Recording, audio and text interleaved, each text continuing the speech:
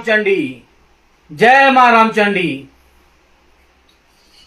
झारसुगुड़ा विधायक टंकधर त्रिपाठी जी, पतरापाली वाले जो आंदोलन कर रहे हैं, उस आंदोलन में आपकी भूमिका क्या है? क्यों उन विस्थापित लोगों की समस्या को आप दूर नहीं कर रहे हैं?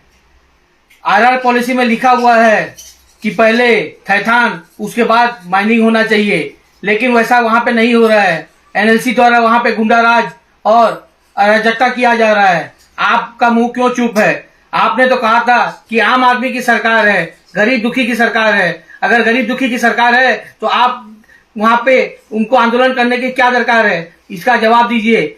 6 महीने में आरपीडीएसी मीटिंग बैठनी चाहिए। आपको जीते हुए 8 महीने से ऊपर हो गए, क्यों आरपीडीएसी मीटिंग अभी तक नहीं बैठाई? उसका जवाब दीजिए आप टंकधर त्रिपाठी जी।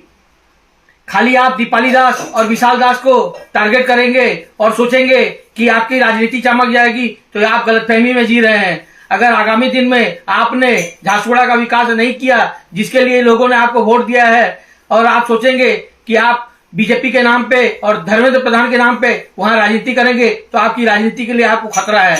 मैं रामचंडी मंदिर से फिर से पदयात्रा करके आपके घर को घेरूंगा और हजार हजार की संख्या में लोग आपका विरोध प्रदर्शन करेंगे। आपका विरोध अब चालू होगा, आप संभालिए, क्योंकि अभी तक आपने घोषणा की थी, आपने ही घोषणा की थी, अपने मुंह से घोषणा की थी कि जिस दिन हमारी बीजेपी की सरकार राज्य में बनेगी, लखनपुर को 3 ब्लॉक में हम विभाजन करेंगे। क्या हुआ?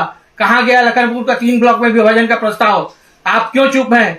आज झारसुगुड़ा में ब्लड बैंक में थैलेसीमिया पेशेंट को ब्लड चाहिए, उसकी ब्लड की व्यवस्था नहीं है। वहां पे ब्लड के साथ आपका